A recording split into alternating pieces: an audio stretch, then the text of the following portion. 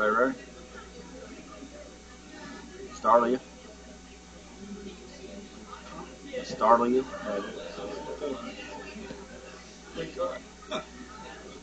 Ready? Oh, that's that. I was.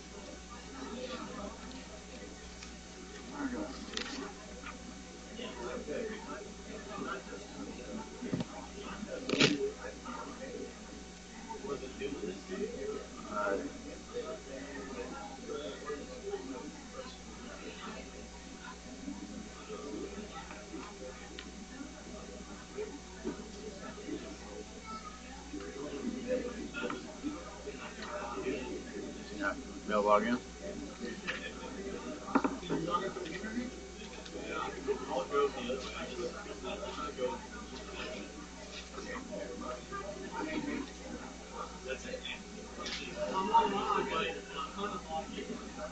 So Outlook. And that's on Microsoft. Yeah. The first time I tried to get in, Microsoft wouldn't let me in. Couldn't even interfere. So I think that maybe okay. I can log in together. I can go in together. If you can use the local, I think it's or you can go through this.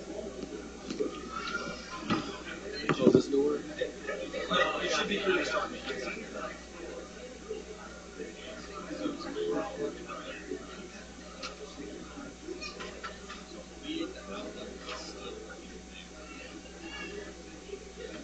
You'd be the person to close the door when there's a lady out there with her newborn. And she's thinking you're doing it because of her. I'm like, no, it's not because of you.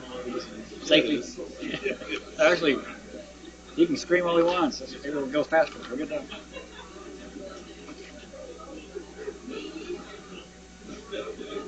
All right.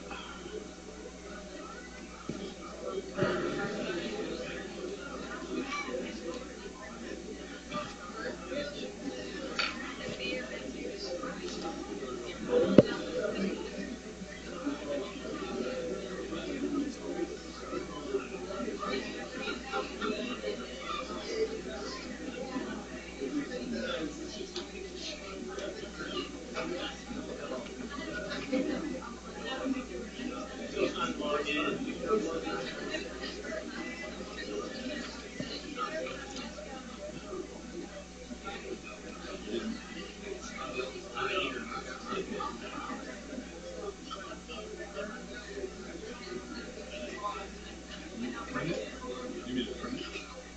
We can do that.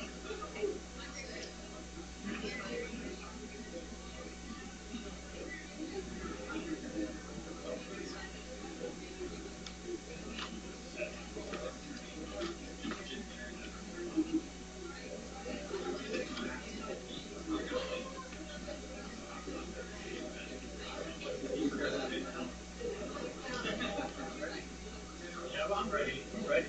Yeah, right now. I wonder what's going on. That's nothing. I was saying.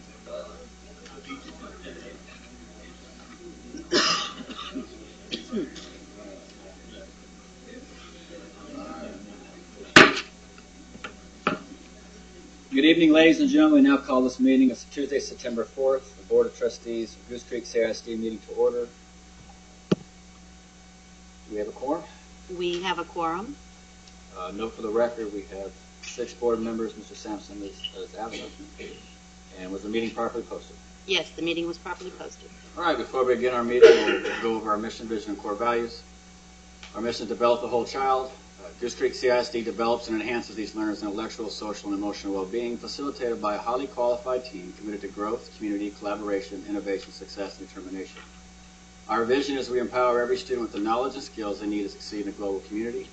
Our core values are to graduate every child, children first in a safe and nurturing educational environment, collaborative community and parental involvement, integrity, respect, humility, and transparency, service before self, diversity, respect. Turn the time over to Dr. Duarte for opening exercises. President Poppy, school board members, Mr. O'Brien, the opening exercises for the September 4th, 2018 board meeting will begin with the prayer led by Ricky Clem. Everyone please rise. Please bow your head and join me. Dear Heavenly Father, we thank you for this time that we can gather together tonight as a big, happy family. We ask for your guidance and your wisdom as we make our decisions that will affect how our students learn and our faculty will work. We also pray that you give safe travel to everybody home tonight, and I ask a special blessing and your mercy on the people that are to be affected by the storm board. In Jesus' name we pray.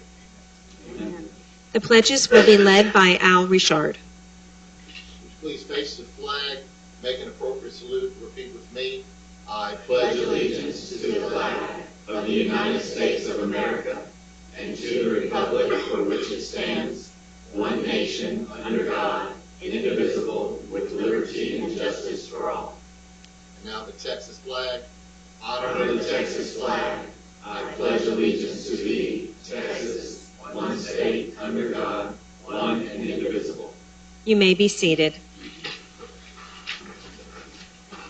The two recognitions we have for tonight will be presented by our Fine Arts Director, Philip Morgan.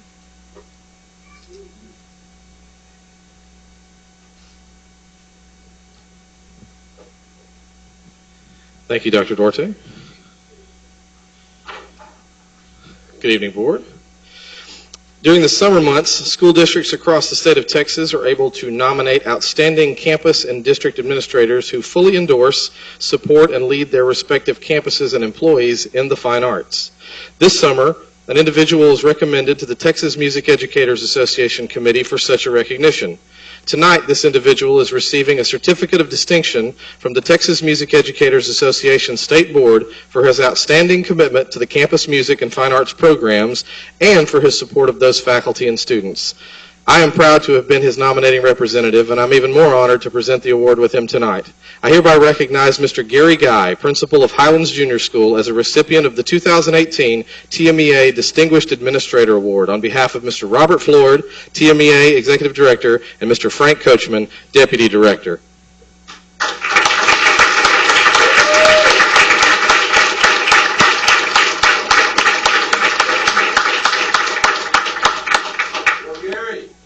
Mr. Guy, we thank you for your constant and unwavering support to the Highlands Junior School Eagle musicians and fine arts faculty. Ladies and gentlemen, Mr. Gary Guy, 2018 TMEA Distinguished Administrator.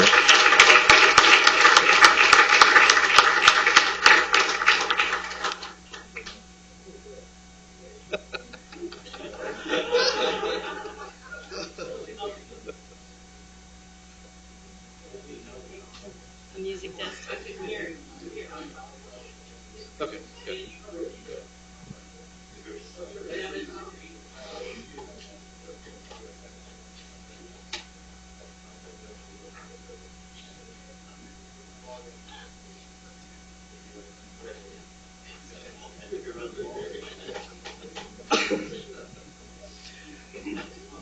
Continuing our recognition in the field of music education, the 2018 Texas Choral Directors Association State Elementary Honor Choir performance was conducted this summer in San Antonio, Texas. TCDA selects the top 150 elementary voices in the state to comprise the honor choir, which consists of 4th through 6th graders. To qualify for the State Elementary Honor Choir, elementary vocalists were chosen via an online audition from over 800 entries this summer. This year, a GCCISD Fine Arts student at Stephen F. Austin Elementary, Miss Jaylee Anderson, qualified as a member of the 2018 Elementary State Honor Choir. Jaylee, please step forward and receive your award of recognition.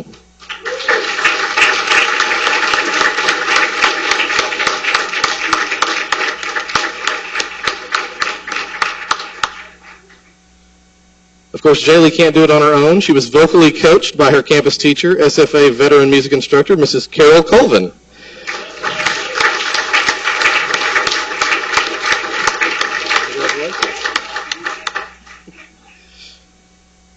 The proud principal of Stephen F. Austin Elementary is Mrs. Michelle Duhan. Would you please stand and be recognized, Mrs. Duhan?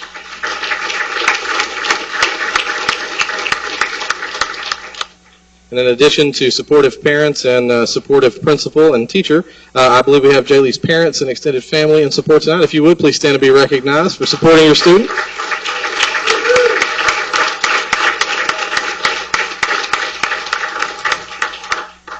Jaylee and Mrs. Colvin, congratulations on your honor. You represent the top elementary vocalists in the state of Texas, and we are quite proud of you. Mrs. Colvin, congratulations on your student success as an educator in Texas.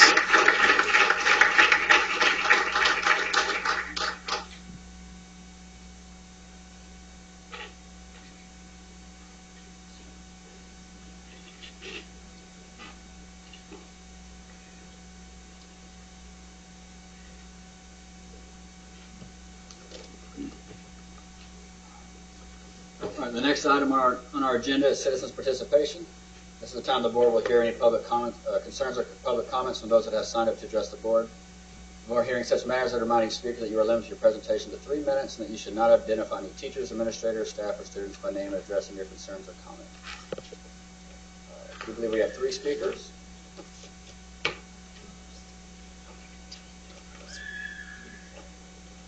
We can go with Lee first. Yes. Ms. Mariana Rodriguez.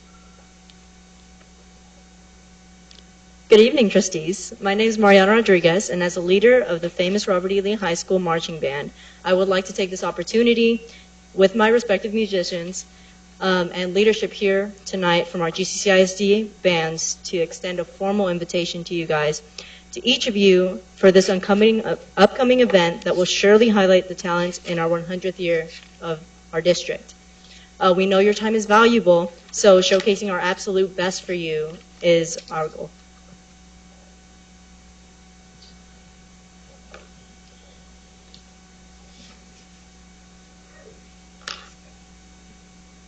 All right, Ms. Nakia Wright.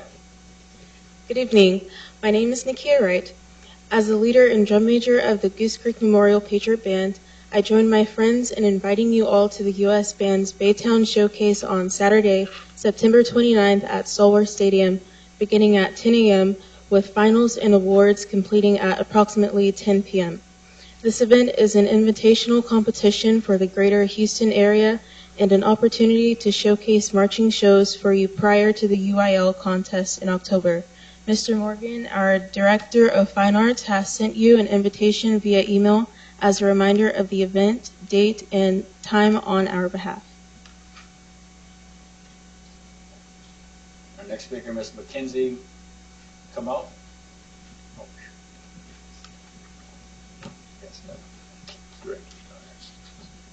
Good evening. My name is Mackenzie Como. As a leader and drum major of the RSS Sterling Silver Spectacular Band, I would also like to include that if you are able to attend, you will be recognized as event VIPs and will have the excitement of seeing bands from Alvin ISD, Kingman ISD, Alief ISD, Pasadena ISD, along with many others, and of course bands from GCC ISD. We appreciate your support and extend a collective invitation to join us at the U.S. Band's Baytown Showcase later this month. On behalf of the bands, thank you all for the opportunity to speak to you this evening.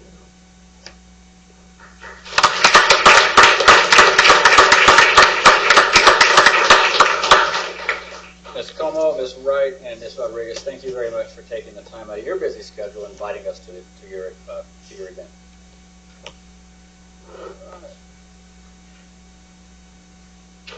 All right, our next item, number 5, discussion items. We have some superintendent reports. We do. We have our superintendent's report this evening. Our first one will start off with Dr. Duarte, the accountability report card.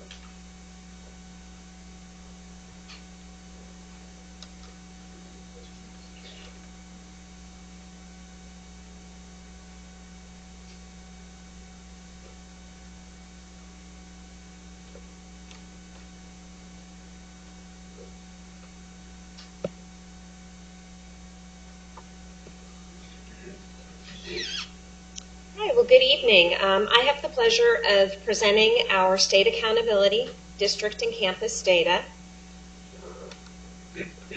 The first thing I'd like to do, and please bear with me because I'm going to give you a lesson on our new accountability system. I think it's important that the board understand what these numbers and letters are representing, and without much sarcasm, the state says this is a much easier accountability system to understand so that our community can understand what these letters mean. And as we go through it, you are going to see that it's a little more complex than what we are typically used to. So the very first slide represents one of the 6 domains that the districts are evaluated in, or data tables that we're evaluated in. So in domain 1, there are 3 data tables that comprise the score that we receive as a district.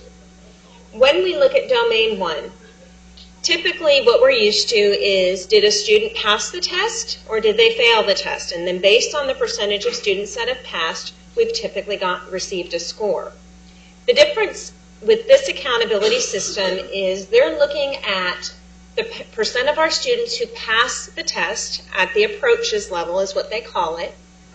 Did we pass it at level 2, or did we meet the standards? And then did we pass it at a level 3? We're used to commended, and that would be masters, our standard. So for domain 1A, we're looking at every single test every child took on that campus who were here prior to PEAM snapshot. So when we look at our district data, and we had 28,178 tests that were administered, we had 73% of the exams passed, we had 42% passed at a higher level, and we had 16% of our tests passed at the master's level, or the commended. So the state averages those 3, or every child could count 3 times for you, and we get a score of a 44. Then there is what I call a magic calculator tool on the TA website, and you plug a 44 in for the district, and it gives you a number, and that number is a 75. Now, we do not receive a letter grade for the district because we are a Harvey district, but we all know if you see a 75, that would be the same as a C. So if we did receive a letter grade, that would be what it looked like for our campus or for our district for domain 1A. Then we've got domain 1B, because we said there are 3 data tables for one domain. And on domain 1B, that is the college, career, and military readiness data table. And you're going to see the indicators that we're evaluated in, I've highlighted. We had 461 credits under the TSI, and that's meeting both ELA and mathematics criteria. So either TSI, ACT, SAT, and they couldn't meet just one. They have to make sure that they meet both of those indicators. On AP IB exams, if they score the criterion, which is typically a 3, we earned 156 credits for dual course. 3 hours in ELA or 3 hours in math for any student, or 9 hours in any subject. It could be maybe a career and technical education certification. We're looking at 257 credits. We have industry-based certifications, and we received 77, and this is all 2017 data. Associate's degree, this would be a PEAMS error because we show 0, and we know that we have 50 to 70 students every year graduating with an associate's. Students that graduate completing their IEP and workforce readiness, so this would be our special education population, U.S. Armed Forces, and then our CTE coherent sequence. So we met 47% because some of those are only a half a point. So a score of a 47 would convert to a 76. So domain 1B, the CCMR, would be a 76 score for the district. Then we've got domain 1C. And in domain 1C, we're looking at the federal graduation rate. And you get to use the best of the 4, 5, and 6-year graduation rate. So our 6-year extended is 93.7%. That graduation rate would convert to a score of a 75. So when we look at domain 1, the overall score, we're looking at the student achievement, which is weighted at 40%. We're looking at CCMR, college and career military readiness, at 40%, and then domain 1C, your graduation rate at 20%. So that would give the district an overall score of a 75. So if somebody asked, what does domain 1 represent? That's what it represents for the district or a high school campus. Then we've got domain 2. And there are 2 data tables for domain 2. And we're going to define them as domain 2A and domain 2B. So on domain 2A, what we're looking at is progress. How did our students do the previous year on their exam, and how did they do the current year, and did we show growth? So on this data table, what you're going to see on this column here, how they performed the previous year, and then on the top you're seeing how did they perform this current year. So if you had a student that failed, they did not meet standard in 3rd grade, say, and then they take the test in 4th grade and they still did not meet standard, then you would not earn any points. But you might have a student who failed both in 3rd and 4th grade, but they failed in 3rd grade by 15 questions. They failed in 4th grade by only 5 questions. They made progress. And you start to get credit because you are closing that gap for the students. So this table represents every child that has a previous year's exam and a current year exam and the growth that they made within that assessment. So when we look at all of the data calculations for all of our students, you're going to see at the bottom we've got a score of a 68. So when you convert a 68, that would become a score of a 76 for domain 2A. So domain 2A is all about progress and growth for our students. We also have domain 2B, and domain 2B is the relative performance. This is the only domain that takes into account your student population. So if you look at domain 2B and you look at the STAR and the CCMR score, which is a 46, that's taking 1A and that's taking 1B and that's averaging the 2. So you now have a 46. But it also takes into account your free and reduced. So at PEAM's snapshot last October, we had 66.7% of our population economically disadvantaged. So when you plug in the STAR and CCMR score, and you plug in your free and reduced population, that would give you a score of an 80, which would convert to a B. And what you're going to see is if our population stayed the same, to get from a B to an A, we would need a score of a 55. And that's our relative performance. If we'll use a neighbor, Barbers Hill has 20% free and reduced. If they had a score of a 46, that may convert to an F for them because of their low free and reduced population compared to our higher numbers. So this is where the state took into account what your population looks like and is able to make some accommodations based on your student demographics. So for domain 2, we get to take the best of the 2 scores. So domain 2A, we have a 76. Domain 2B, we have an 80. So for us, our domain 2 score would be an 80 because we would take the B. See how easy this is to kind of navigate through for our community? I'm just thinking that we pay somebody to do all this in Austin. All right, so domain 3, our last domain is closing the gaps. And this looks at different targets under different indicators for each subpopulation. So previously, we go from all students to special ed current. They've added special ed former, continuously enrolled, non-continuously enrolled. They also took looking at reading and math only and how your students performed to about 6 indicators that you can be evaluated in. Now, depending on the campus or the district, the indicators change.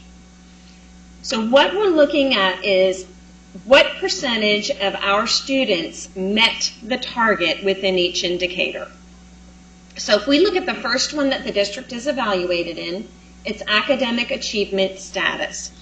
That comes from domain 1A. And what we're looking at is what percentage of our students hit the meets. If you remember in domain 1, we looked at approaches, we looked at meets, and we looked at masters. So we're just looking at meets for ELA and math.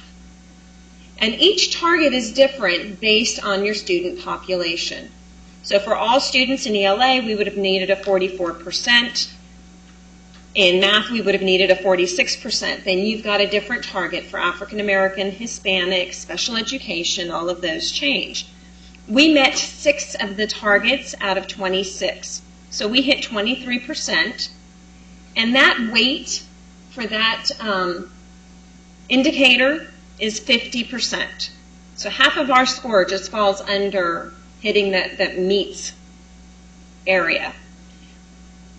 As a district, we're not evaluated in growth status, but our campuses are, especially our elementaries and our junior highs, and that's domain 2.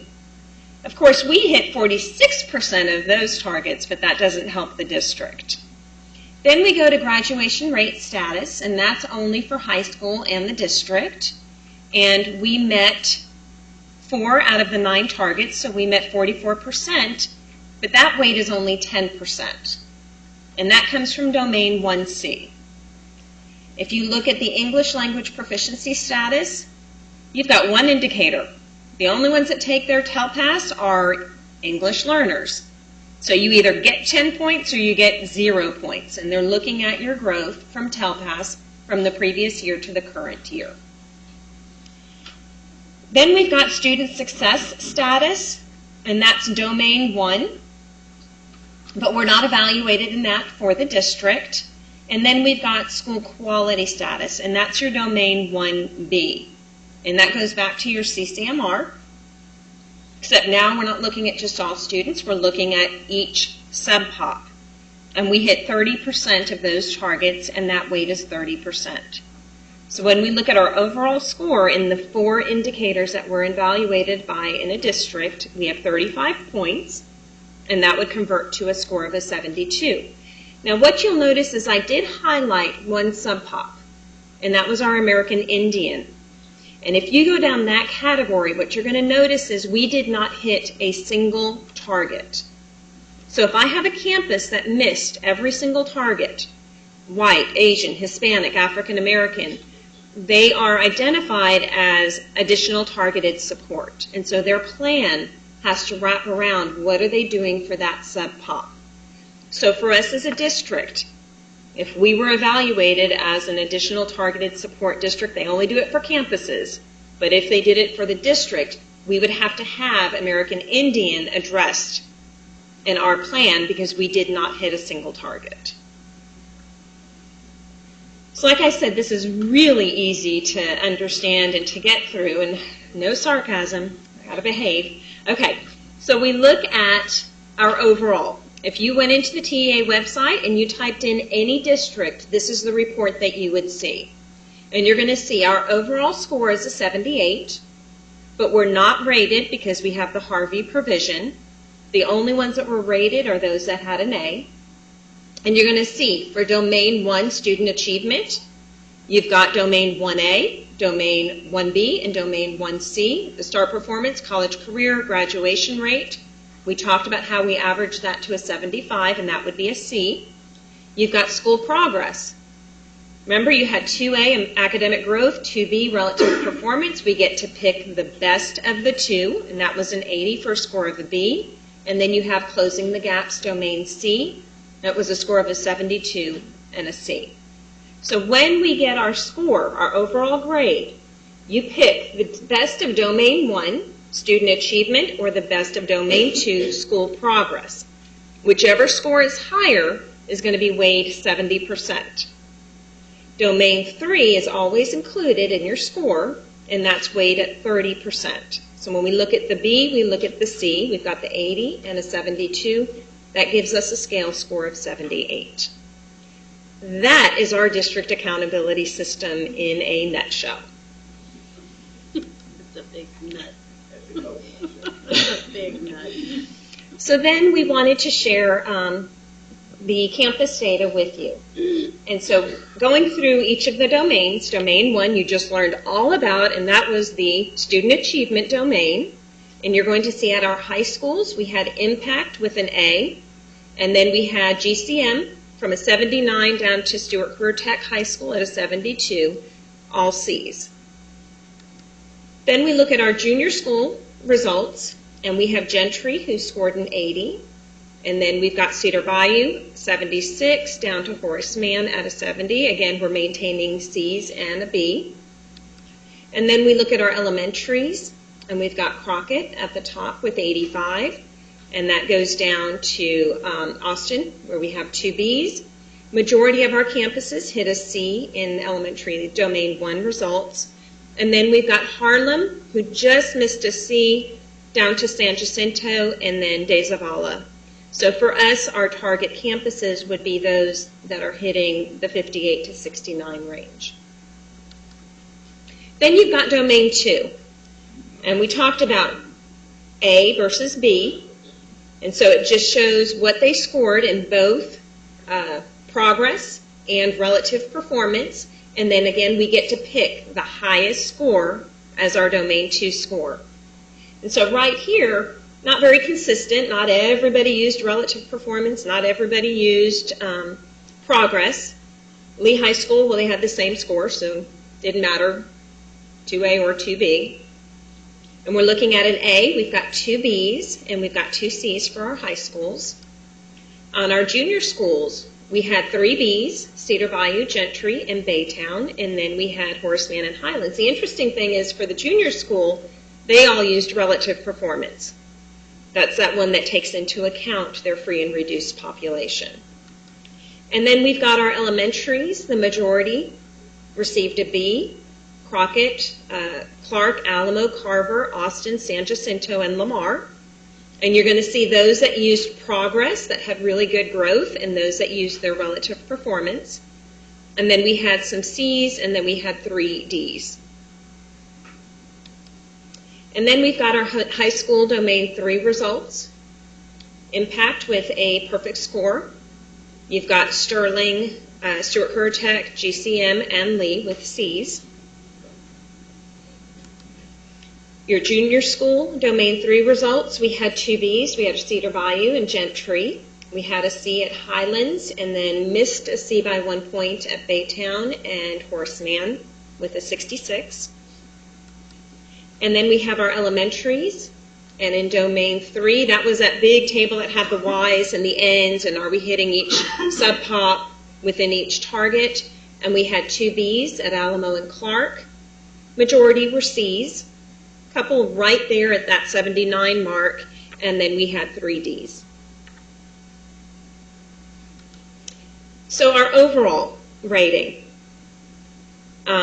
impact out of our non-traditional high schools, you have Impact, you have Petery Highland, and you've got Stewart Career Tech High School. Impact being our highest with a 98, and I don't know if I saw Laura, is she here? Mm-hmm. There she is.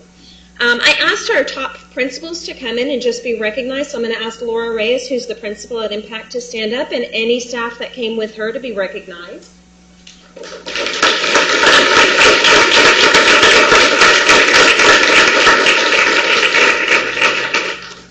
And then from our traditional high schools, Sterling and GCM and Lee, Sterling earned a B with an 80, and so I asked the principal, Nathan Chaddick, and some of his team members to join us tonight. If you guys will stand up and be recognized.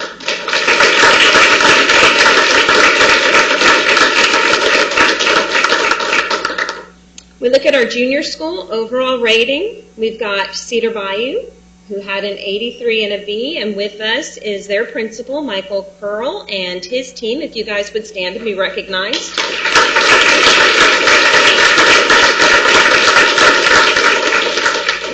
And overall, we had 2 B's with 2 of our junior highs, and then 3 C's, with our lowest being a 75, so good solid C's.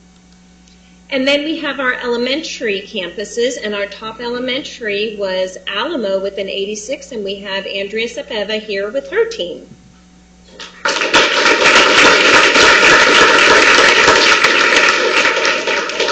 And when we look at our elementary overall scores, we have 7 Bs, 5 Cs, and 3 Ds. So majority did earn a B.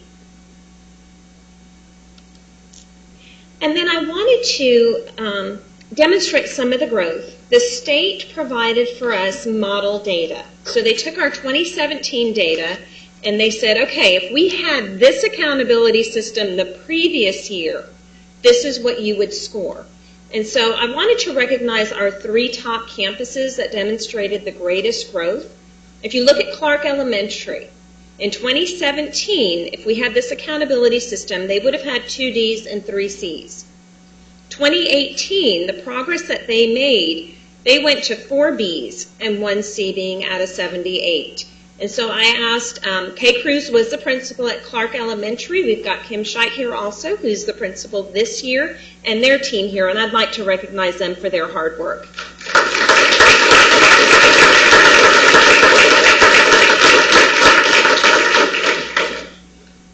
And they grew by 9 points with their overall score, so they went from a 76 to an 85. The next school I'd like to recognize is Baytown Junior School. They would have had 2 Fs and 3 Ds in 2017. They went up to 2 Ds, 2 Cs, and a B, and they went overall from a 66 to a 77. So they showed an 11-point gain, and their principal, Matt Bollinger, and his team are here with us.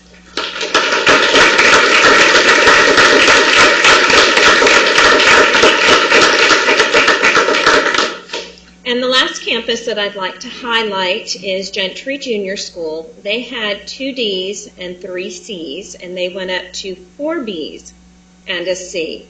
And with us is Kathy Holland and her team.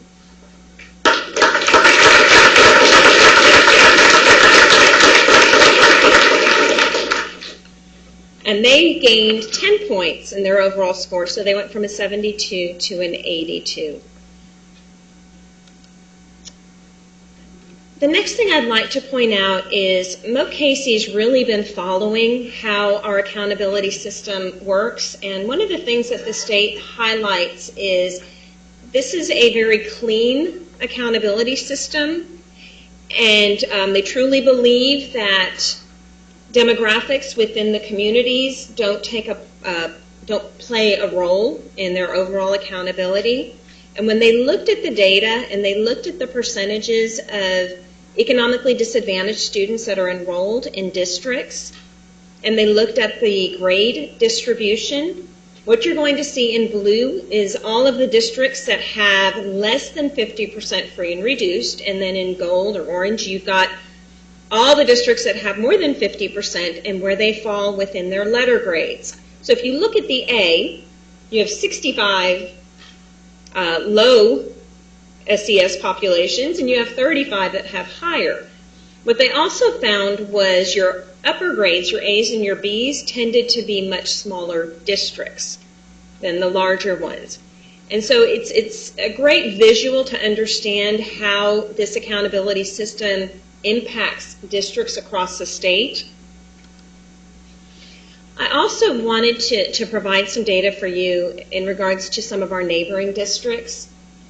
And what this does is it looks at the domain scores, the overall score aligned to the free and reduced population. And so I tried to find districts that were around us or maybe a higher free and reduced, but we also wanted to look at the districts that we tend to be compared to in our service area, and that would be Barbers Hill, Crosby, and Goose Creek. And when we look at Barbers Hill, who has an overall score of an A, they also have 21% free and reduced.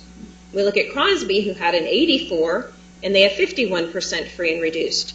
Then you kind of look at all of the other districts, and they are ranked by percentage of free and reduced, and you can see where those overall scores fall. And so for us with a score of 78, we've got Dickinson and Pasadena that outperformed us by 1 or 2 points, and then you can see we had a couple that scored a 78, and then many districts that were below our district. So I think it just puts into perspective some of the information that we're seeing as this accountability system rolls out. And And the last thing that I wanted to share is, I think, items that we believe in. And as we hear about this grading and ranking of schools and arguing that the grades are simple and that they're transparent and they're concise ways to inform parents and a community about how effective schools are, because we just saw how concise and how easy this is to understand, what we find is that this letter grade doesn't accurately reflect exactly everything that happens in a district or on our schools. And so talking about A through F letter grades, that increases the pressure to pay attention to state tests. It ignores most of the non-test-based school quality factors. It impacts teachers, students, parents. It doesn't explain the underlying causes of either good or bad ratings. And they're assigned as single character ratings to schools and districts after an entire school year has ended. We're done. We're starting a brand new year, and now we're just finding out A's and F's and B's and everything else that goes in between. And so it's important to keep perspective of what this does. When I went through each of the domains, if you are in elementary or junior high school, every domain is based on that STAR test. At least at a high school and district, we get to pull in CCMR, we get to pull in graduation rates, but we keep being told it's not going to be based on a single test in your elementary and junior highs. That's all it is that one day, that one snapshot of our students. And so just wanted to give you a lesson on A through F so that you guys can understand it and enjoy it just as much as we do. Any questions? On the pages where you did the graphs of growth, you were showing each individual campus. You showed us 3, the top ones, and their growth compared to what they did last. Did you do that on all of them? I do have that, and I can get that to you. I have that for every campus. That would be interesting, nice information to have. Thank you. Any other questions? Thank goodness. All right. I do want to say again thank you to the work that the staff has done and the great celebrations, and we're really proud of the progress that those campuses have been able to make. So again, thank you guys for coming tonight.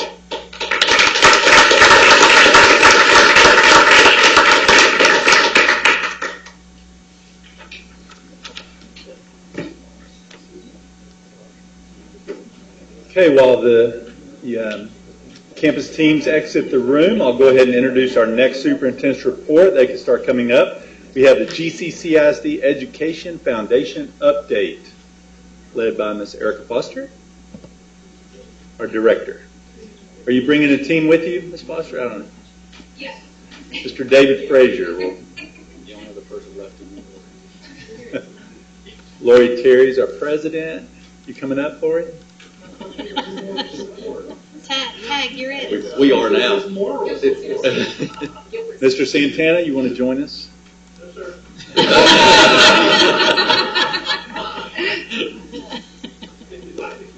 No, There's sir. one You're more good. chair. There's one more chair, Gilbert. I have that effect off too.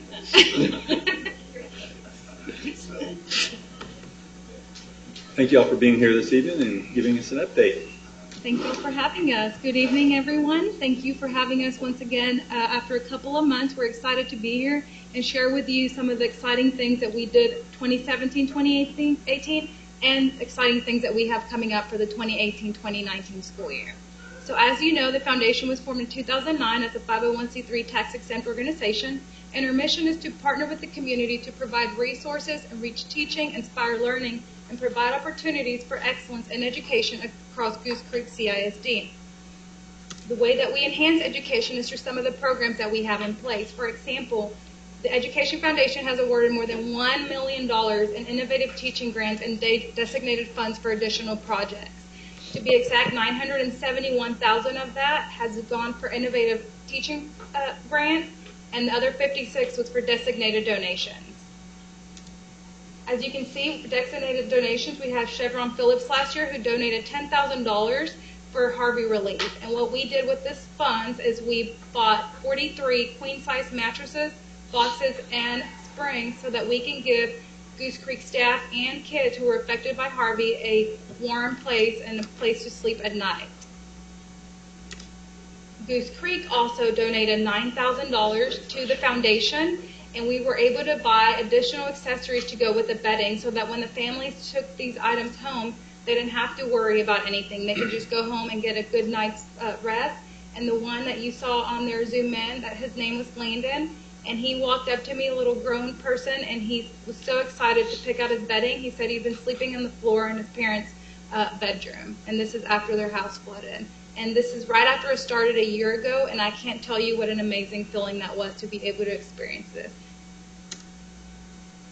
Another one of the programs we have in place is the Get on the Bus campaign. This is where our employees get to donate to the foundation with a minimum of $250 per pay period, and they get a t-shirt in return that they get to wear on the last Wednesday of the month. Last year, for 2017-2018, we raised $80,000 with that. Isn't that amazing that our educators and staff are willing to give back from their own funds to give back to the district? I thought that was amazing. And new this year, something we started was we are offering a polo option. So for 2018-2019, if staff donate $5 or more per pay period, they get a polo. And we've had about 158 employees who doubled their donation, and then 200 new employees that signed up to participate on the campaign. So we're very excited about that. Watch tournament. This was one of our events that we had last year to raise funds to be able to award these funds to their teachers. We raised over $42,000, almost $43,000 to give back to our teachers. And this was our first time to have this event. It was a combination of fishing and golfing. It was a lot of fun, and if you were not a part of it, I invite you to be a part of it next year. We're excited to host it again. And for our first time, I think that was amazing that we raised that amount of money. So we were really excited. And I know a few people in here were also a part of it.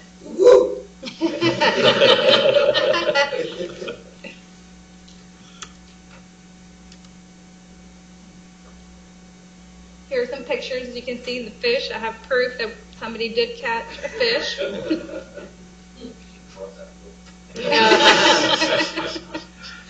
The Grant Surprise Patrol. So we awarded over 80 grants to our schools in the district. I think it was all the schools except for 5. And we marched through the halls, made a lot of noise, and this is another thing that I would like to invite you again. I know it's early, but next year please come on board. This was one of my favorite things we did. I got to see 2 of my elementary school teachers from when I was in school, and that was an amazing experience. And as you can see the excitement in the kids' faces, I was just as excited to see my teachers. I'm pretty sure I almost cried. As you can see on there, you'll see that Ms. Janie West was awarded an $1,800 grant, and this was changing dreams into reality virtually. So she said she overheard a conversation about students, and one of them said, "I don't have any dreams. I don't even know how to dream." And so her goal was to change that, to give them that possibility for them to dream. So with the virtual, she said that these kids were going to be able to travel to places and see things that they might not be able to see, and in return, they might develop those goals and dreams.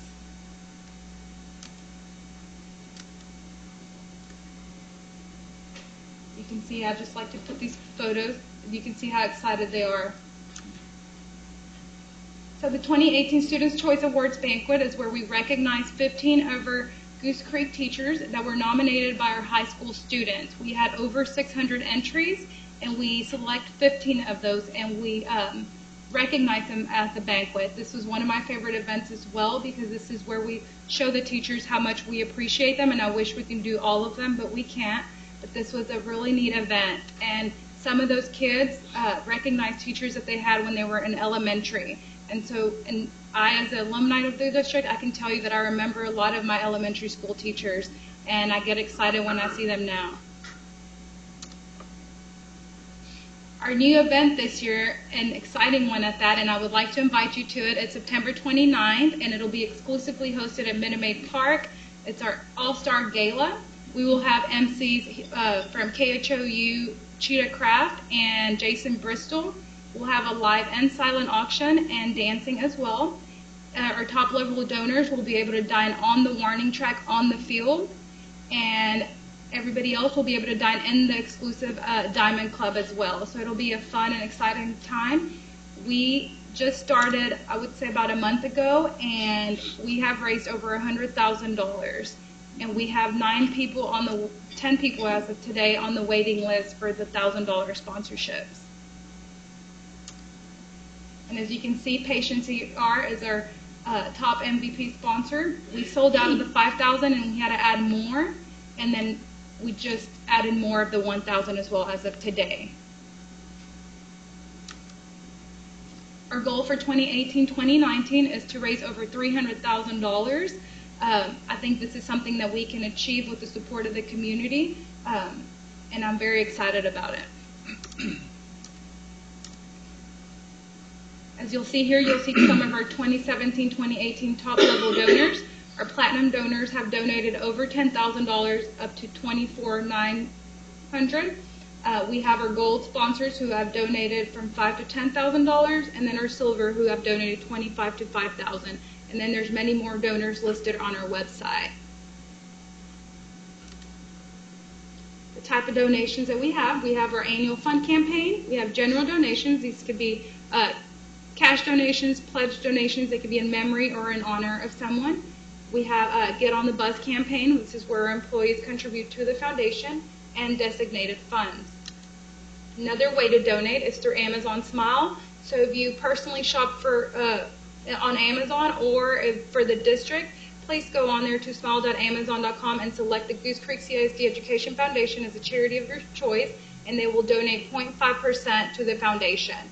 I can tell you when I started, I think we had $30. We're $505 almost, and we have 155 customers who support the foundation through this.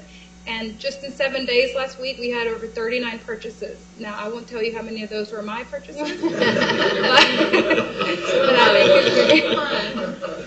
I think it's neat that they're able to give back, that we're doing our normal shopping, and they're doing that. And then as of last week, Mr. Clem informed me about the Kroger's the awards program, and so I submitted the application today, and now we just got to wait to hear back, and we can start doing that too. Any donations may be sent here, or you can see me in my office, room 239. Thank y'all so much for supporting us and for everything that y'all do for the district. We wouldn't be able to do what we do without your support. And to my board, I would not be able to do anything that I do without them. Great presentation, Erica. Board members, y'all have any comments, follow-up? What's your favorite event of the year? Well, golf tournament was a lot of fun. We're looking forward to the All-Star Gala since it's a first-time event, and really it's a big reward just to be able to go and work with the teachers who get the grants and then see the kids benefit from that. So it's a privilege to be on this board and to serve our district. Share the dress code for the event, the All-Star Gala? So it is formal attire with the sports twist. So I know I've heard people are wearing Converse. You can wear your favorite team tie or bow tie, or if you want to wear a T-shirt with your suit, you can do that. We have a board member who's getting a dress made, Astros theme as well. Yes. And shoes. Yeah, I have bedazzled Converse Astros. So just add a sports twist, and it doesn't have to be the Astros. It can be any team, whatever is your favorite team. I would just like to say that as we all know, this was a very difficult year for Baytown, Goose Creek Independent School District, and our businesses. And we had to redirect ourselves this year. And this was Erica's first year with us as a director. I believe her first day was scheduled to be the day after Harvey hit the area. And we weren't able to have our gala this year. We had to come up with some new and innovative ways to raise funds ourselves, including a raffle, the golf tournament that also included fishing, and of course now we're going to have our All-Star Gala for 2018-2019. And despite all of those headwinds, we were able to surpass the revenue that we had from the prior year. We actually were able to get $64,000 more in revenue this past year, which was a 34% increase. And we were also able during this time to give more back to the school district, that same $64,000, which was an increase of 54% from last year. So despite all the issues that we had early on in the onset, through Erica's leadership, we were able to overcome and provide more benefit to the school district. So do we have any reservations about that target goal being the largest ever set by Education Foundation of 300? No, I think we can do it. It will be challenging but obtainable. Yeah. So my only comment is I want to thank you, the board, for partnering with us. I know that you appreciate the report from Erica more than you did from any of us in prior years. You can see the enthusiasm that she brings, not only to just this meeting, but to our board meetings. She is lit up on fire. We've got a great board. We brought some new members in. And I just want to thank you, because without you, we couldn't have done this and give it back to our school district and our teachers, and impacting our students the way that we have been doing and that we're going to be doing in the future. So I just want to thank you again. I think Erica's doing a great job. My favorite event so far has been the Gosh tournament, even though I didn't catch a fish. It was fun. I was primarily the fisherman because I'm not very good at golf, and I still didn't do well. But it was fun. So anyway, just thank you again for partnering with us. Thank you all very much. Appreciate it. Thank you. Thank you.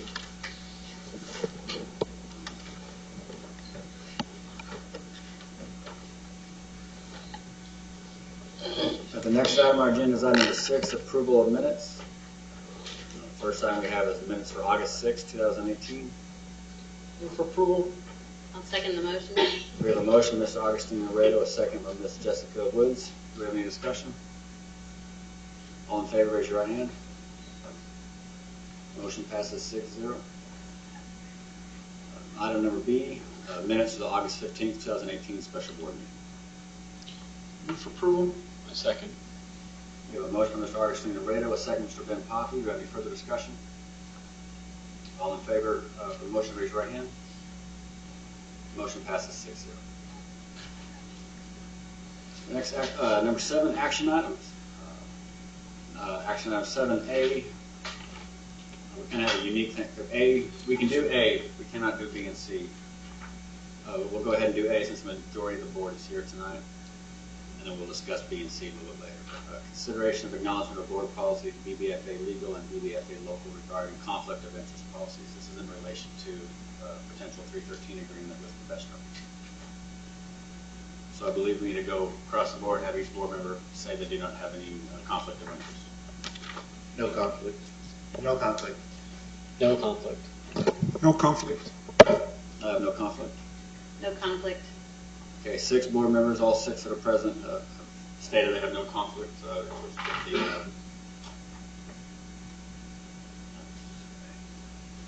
with the 313 agreement and in accordance with BBFA legal and BBFA law. We'll pull items B and C, is that correct? Comptroller has not finalized the Vestro 313 application yet. Next item is item D, consideration consent agenda. At this time, administration would recommend approval of the consent items as listed. Number 1, consideration of resolution adopting an order approving GCCISD property tax roll for 2018. Number 2, consideration of resolution and order fixing levying school district ad valorem taxes for the fiscal year 2018-2019. Number 3, accept the endorsement provided by the Citizens Bond Advisory Committee and to select construction manager at risk, CMAR, as the delivery method for various projects to be funded by the 2013 bond remaining funds. Number 4, the GMP Package 2A amended as submitted by, and to amend the contract with Comex Corporation for the construction of facility condition assessment, FCA renovation and repairs and upgrades at district-wide facilities. And number 5, final option to extend RFP for electrical services. Do we have any questions on the items on the consent agenda? Everybody like any items pulled? Do we have any motion? I move we approve consent agenda items 1 through 5 as presented. Second. We have a motion, Mr. Ricky Clem, a second, Mr. Albert Shaw. Do we have any further discussion? All in favor of approving items 1 through 5 on the consent agenda, please raise your right hand. Motion passes 6-0. Next item is E, future board agenda items, board training, and board meetings. Number 1, do we have any future board agenda item requests from the board members? Is there any board training coming up, Mrs. Garcia? CASD, the September 28th, 28th, 29th, 29th, 30th. That's in September. Austin. Austin, yes. And the next item, board meetings. So, Go ahead. just a note that we do have bond planning meetings coming up. Mr. Broadleaf has updated you on the proposed dates for those meetings. Just want to make everyone aware of those. And we do have a request from Covestro. We do. The comptroller did not feel like they can complete the review of the application by today's date, but it felt like they could within the near future, potentially within the next week. Covestro's desire is to have it completed by their next board meeting, which I believe is September 15th.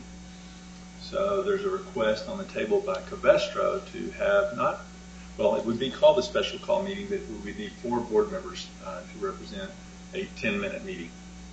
Because you'll receive the packet in advance and have every opportunity to review the packet prior to the meeting to authorize the application. And trying to keep with our monthly schedule, this Right. is the only item on the agenda. Yeah. So they're expecting that by the 15th, you said? No, the comptroller said they will probably have it by the end of this week, so if we could have a meeting next week. Gotcha. The Covestro has their board meeting on September 15th. Okay. So they would like us to have our meeting prior to that. So we were thinking, or just thinking out loud, if it's possible, do a lunch meeting or a 5 p.m. meeting, depending on everybody's schedule. I mean, lunch might be easier. If we can get 4, it just depends on the day and time. So first of all, what is everybody's schedule? Does everybody have I lunch can during the attend week? any, just let me know when, I'll be able to attend. I mean, lunch is probably fine. Either I way. can't do Monday, but any other. Okay, yeah, any other day you're good. You probably be teaching that day. Mr. Richard, your schedule, lucky, okay. Looking for noon. Noon on Tuesday the 11th, possibly? Tuesday, noon is the only thing I can do. Okay. I'm available on that day. No. Then? I think we have 4. Okay. Yeah, so we'll shoot for Tuesday, the 11th, September 11th at. Does my team know of any conflict we have with that? For me? September 11th noon, I don't have anything on my calendar. What? We have the bond training, but you could step out for that. Okay, We need the principals meeting, but again, right. We may have, I don't know. I shouldn't have asked. Yeah. Academic dean may be at GCM if we had another meeting. Right. Okay. Well, I think we can work around the board's availability and we'll make it happen. Okay. I'll be here. I'll be available. And I'm available other than Tuesday Other or than Tuesday, Thursday. any other? If we needed to bump it. Monday, Wednesday, Friday, or in the evenings. I'm free. We'll tentatively shoot for, but we'll also check with the comptroller's office prior to posting. Right. Because who knows?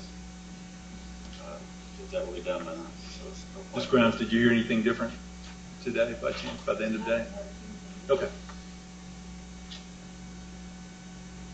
All right, any other items on future board agenda items, board training, or board meetings? Our strategic planning meetings, are those on our calendar? Yes. Yes. Because I didn't see mine.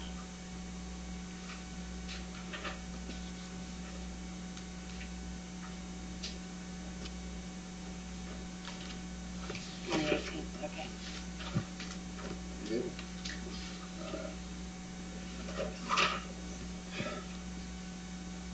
All right, next item on our agenda is item F, closed meeting.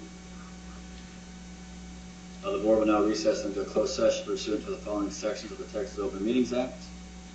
Texas Government Code Section 551.071, 072, 073, 074, 075, 076, 082, 083, 084, 087. No action will be taken while the board is in closed meeting.